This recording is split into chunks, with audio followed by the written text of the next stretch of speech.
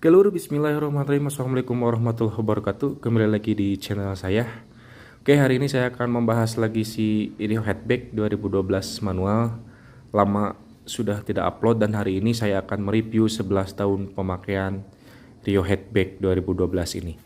Oke, mungkin ini bisa jadi referensi buat rekan-rekan calon pembeli Kia Rio setelah 11 tahun pemakaian.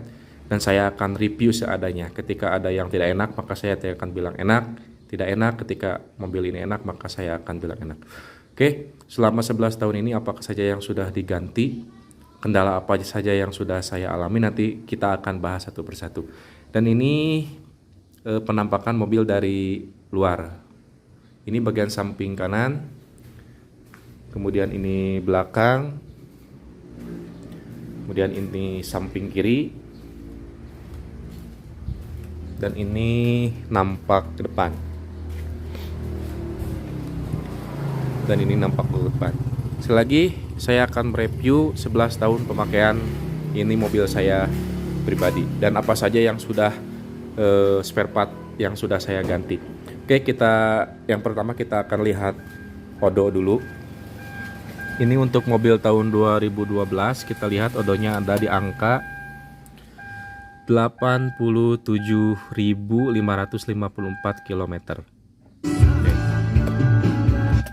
Nah, buat calon pembeli Rio, apa saja yang saya alami selama 11 tahun ini? Yang pertama, ini mobil sangat rekomendasi sekali.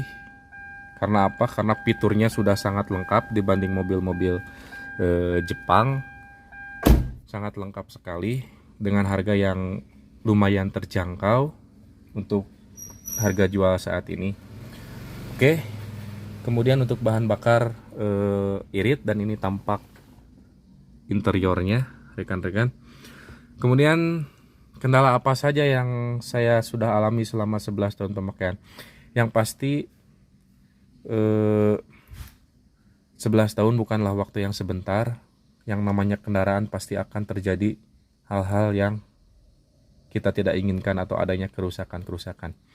Yang pasti yang pertama, nanti rekan-rekan bisa lihat video-video saya sebelumnya, itu karena sudah saya review apa saja yang sudah saya ganti. Yang pertama itu adalah kontrol valve atau AC.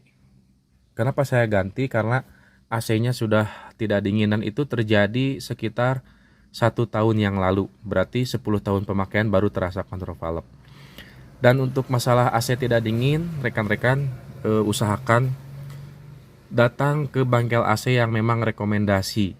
Karena ponis mereka pasti akan harus ganti kompresor dan itu harganya tidak murah, mahal. Kemudian kalau diagnosanya tepat, kontrol valve itu saya dapat di harga 1.200.000. Kemudian tambah freon, tambah oli dan segala macam itu akhirnya di angka 1.600, dan itu bisa dilihat di video saya sebelumnya tentang kontrol valve. Kemudian yang kedua, saya mengganti sensor camshaft position. Nah, kendalanya apa? Kendalanya RPM itu selalu naik turun pada saat idle atau pada saat mobil berhenti, RPM-nya naik turun dan kita dengar sekali suara berdengung. Kenapa itu harus segera diganti? Karena ketika RPM atau getaran mobil naik turun, berarti yang ditakutkan nanti ECU akan membaca sesuatu yang salah pada mobil. Akhirnya nanti ECU-nya juga bisa kena, dan itu harganya juga cukup lumayan mahal ECU untuk perbaikan. Terus ini untuk sensor ini saya dapat di harga 950.000 dan saya selalu belanja di dealer Kia terdekat. Kemudian apa lagi? Oh, kemudian ini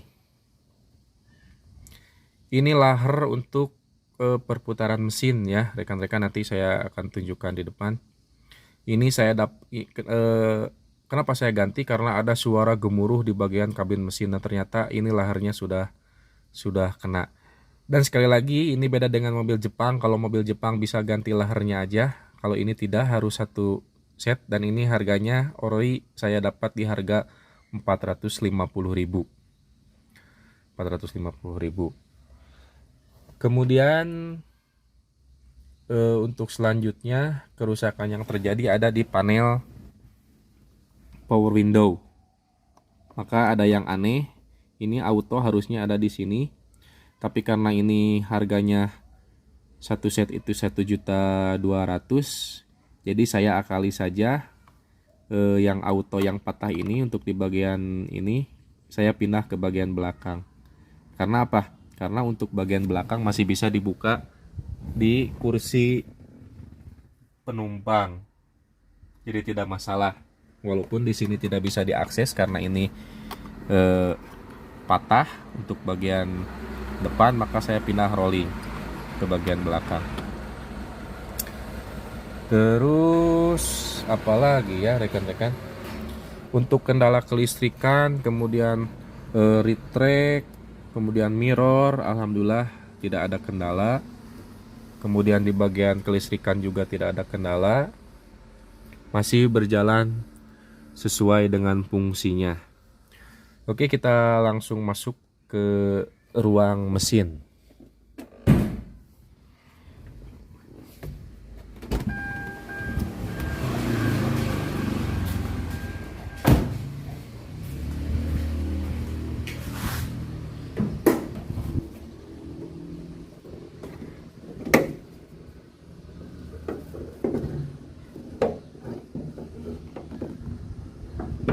Nah, oke rekan-rekan, ini ruang mesinnya yang pasti aki baru sekitar 1 tahun yang lalu diganti.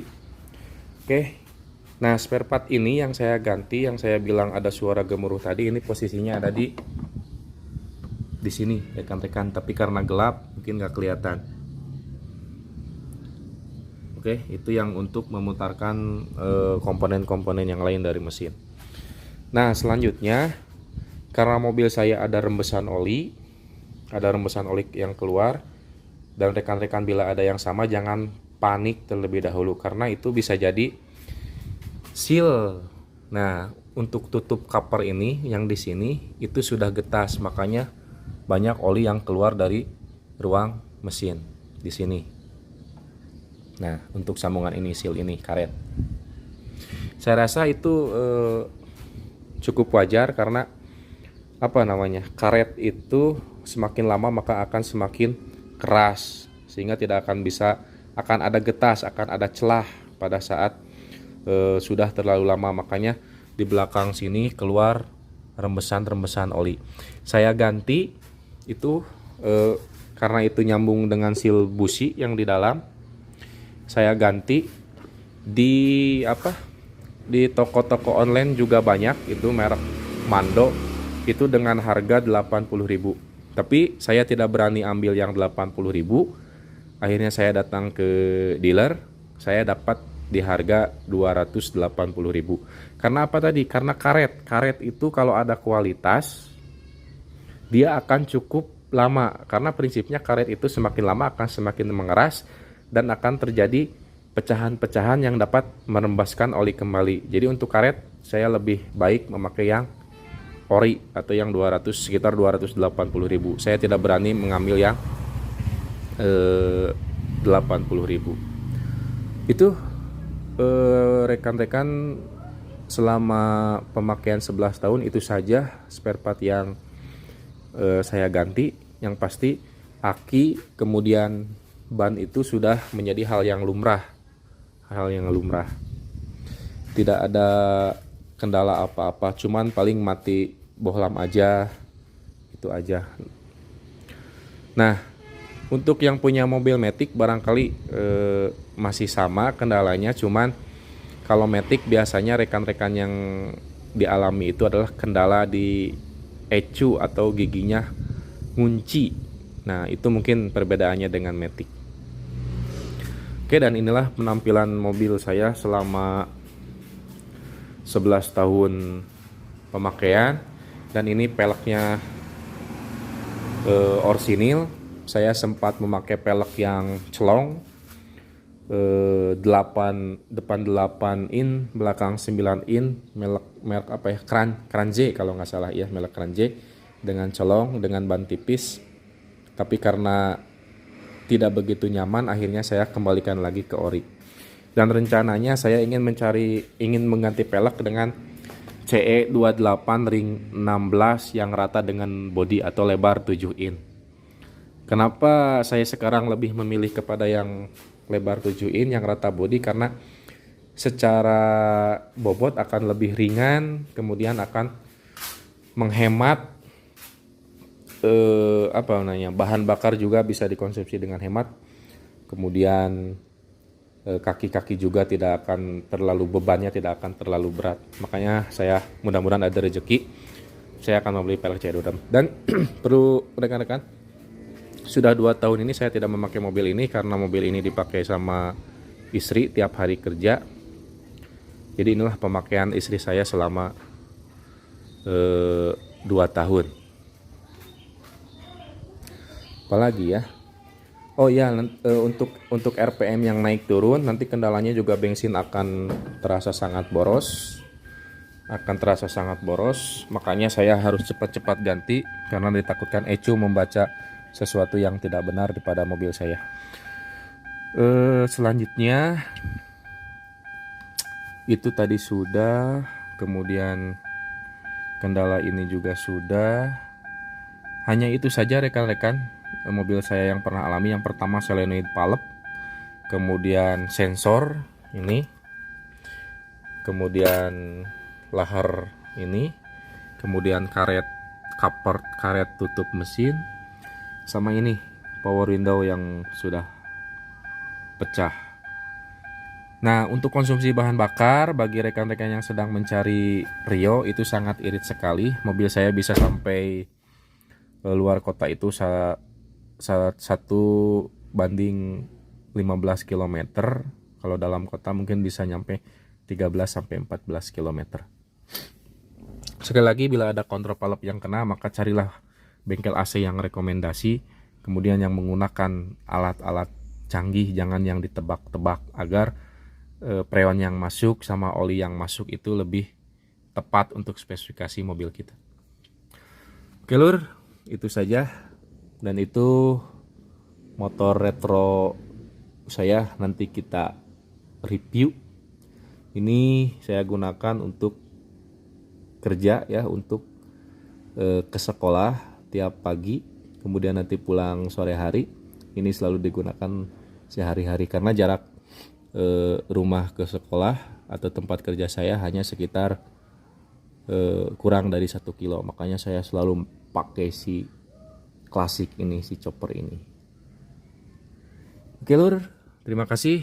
Semoga bermanfaat bagi rekan-rekan yang akan meminang Kia Rio hatchback ini.